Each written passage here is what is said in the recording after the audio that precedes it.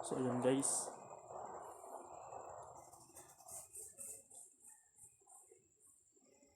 Hey guys, this is Greg Fraser with Jingshan Koshu.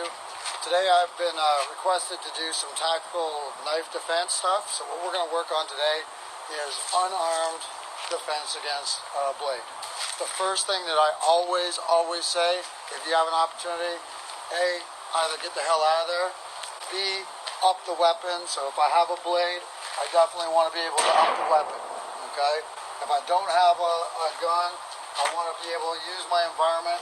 I can always come in, up my weapon right here, okay? Just knocking a piece of whatever happens to be out there. When I get something like this, if I have somebody flaring with a knife, okay, just defanging that weapon. I typically should never be entering into any zone if he's coming in here, okay, without defanging that weapon and getting it out of hand, okay? This is a worst case scenario situation that I've been requested to do. What I'm going to do today is I'm going to give you a few techniques on how you can functionally disarm somebody, okay? We're going to start off just with the very easy version.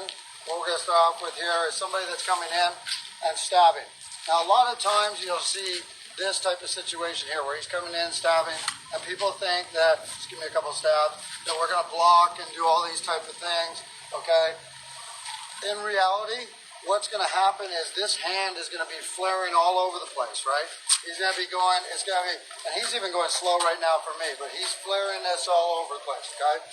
As this is, go ahead and flare.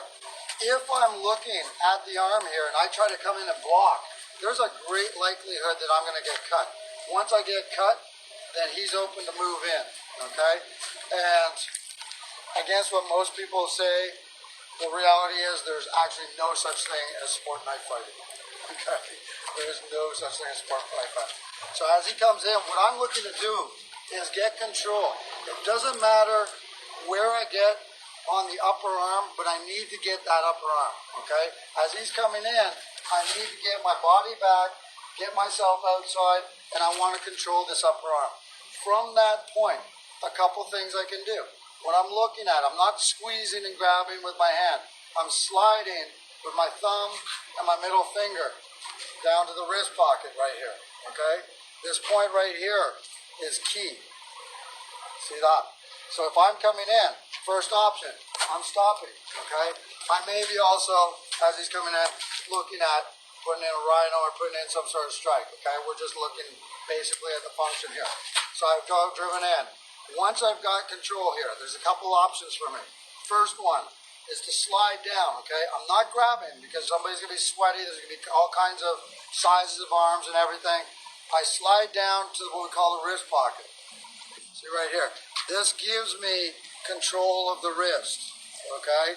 If he's trying to move his wrist around, I've got control of it right now, okay? So as he's coming in, okay, one more time. I've stopped, I'm coming down, I may have struck, okay? First technique, and this is essential. There's no way to go any other variation. When I go in, I don't want to use my hand because if you have, you're very likely to get cut, okay? You may need to get your other weapon and pick something up. I don't want to use the soft side of my wrist. All my vitals are here, okay? So once I make that contact, boom, and I slide down, I'm looking for the sweet spot being the back side of my wrist, so that if I do get cut, okay, it's my extensors, not my flexors. I'll still be able to grab something. Very important here. I'm looking for the flat side of the knife, so it's irrelevant whether it's a double-sided blade or a single-sided, okay? I'm looking for the flat side, and I need to compress it to the forearm, okay? It needs to go to the forearm. And I come back here. If he's holding it tight, okay, and I don't go to the forearm, what happens is there's a moment here where, keep holding it tight, see that spring-loaded power right there? If I don't do that, I'm very likely going to spring-load that blade. So I cannot explain enough that it's very important. Okay, I can use either hand, boom, slide down, or one more time, bang, slide down, okay? I'm looking at it. Now I'm going to give you some basic techniques. The principle, again, is one principle. Flat side of the blade to the flat side of the arm, and it needs to compress. Okay? Then I can take the blade and create a nice fillet whatever needs to be done from that point. Okay? He comes in again. I've gone in. I'm striking. Whatever I may be doing here. Okay? I slid down this one. If I'm here, say he's grabbing at me or I'm blocking. If I take this to the outside, so I'm using the forearm, I don't have to let go. I take that again to the forearm. Here's the blade, and I'm back into business. Okay? One more time. He's in. I've stopped. Okay? I slide down. I've come in with the opposite hand. To the forearm, back into business. Common one that you'll see is the shanking style. What happens is, boom, all of a sudden somebody starts stabbing you. I feel it, and then instinctively I grab it. Okay? Now in this situation, a couple things can happen. All right? Let's look at the base one right here. When I have it inside of my wrist, okay? If I take it to the outside of my forearm, this fashion, again I press it onto the wrist. I've got control. I've also got control of him. Anything I need here. Same variation. He gets me here. I can take it to the outside of the forearm. Bring it down, take control. Again, there it is. Okay?